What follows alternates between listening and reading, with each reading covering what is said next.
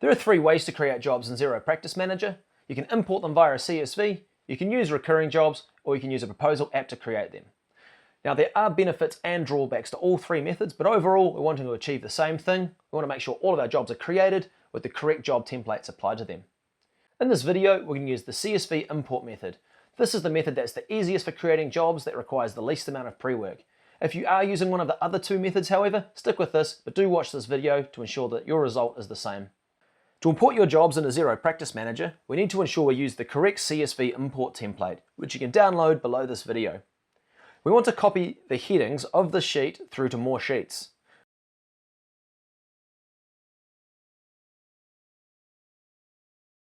With each sheet representing a different job template. Once we're done, we will save the spreadsheet as a master spreadsheet. Once we're finished, we'll go through and save each sheet as its own CSV, which is used for importing the corresponding job templates. Now, if you're using your job categories to split out your billable work from your monthly service plan work, you will need to break those into different sheets as the job categories are selected upon import. Here is what a spreadsheet may look like once you've created all the sheets. Our objective here is to create an engagement for each client. You may have a list of all your clients with their engagements already, which is a great starting point.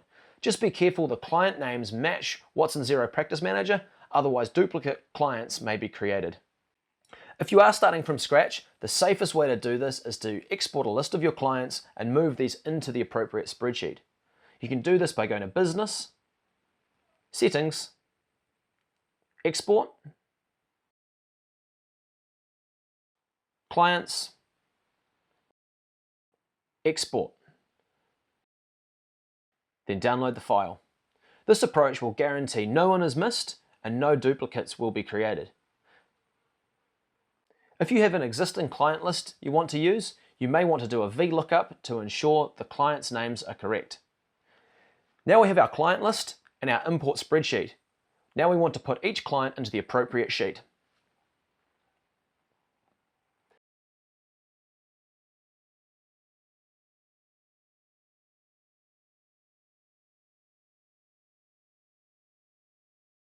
Once our clients are in the correct sheets, we want to name our jobs. You want to include the financial year in the job name to make it easy to identify the period in which it relates to.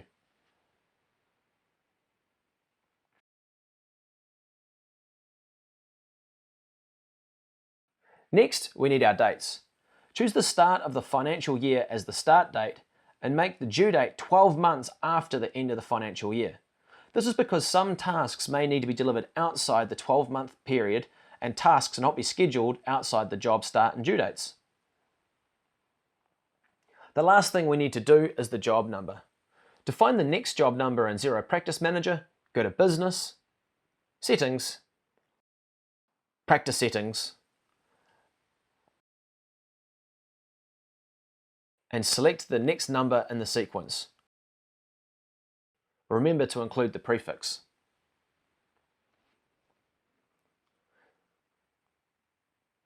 These next two fields are optional for your job import, but will be required for your scheduling.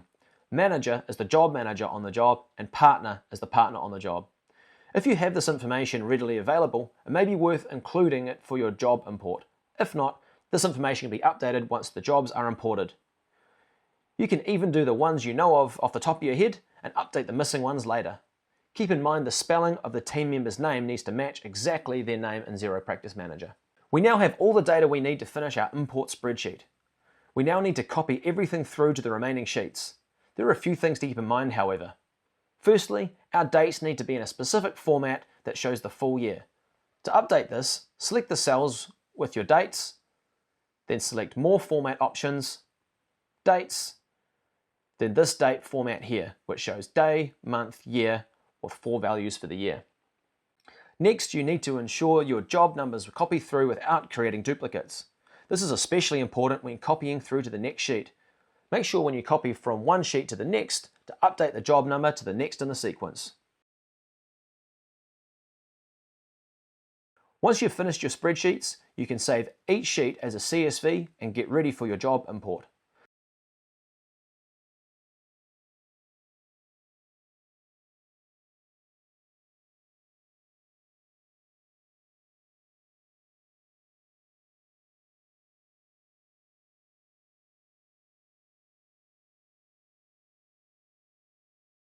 It's a good idea to put these in a folder so you can keep track of them easily.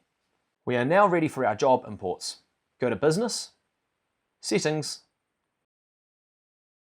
Import, Generic Job, comma separated, Next. Choose the job state you'd like to create your jobs at, the job category, and most importantly, the job template you're going to use for the import. You may want to do a single job as a test import or choose a small list for your first import. Select the file, take a big breath, and hit import. If there are any errors, these will show under the import results errors. Take a look at these and make the necessary changes. If your import is successful, you'll get a confirmation like we see here. You can then go and check the jobs to check they were imported correctly. If all looks good, you can go ahead and import all your CSVs, paying close attention to the job templates you are selecting each time. It's a great idea to keep your master spreadsheet up to date for next year's job import. This will greatly speed up the process for you.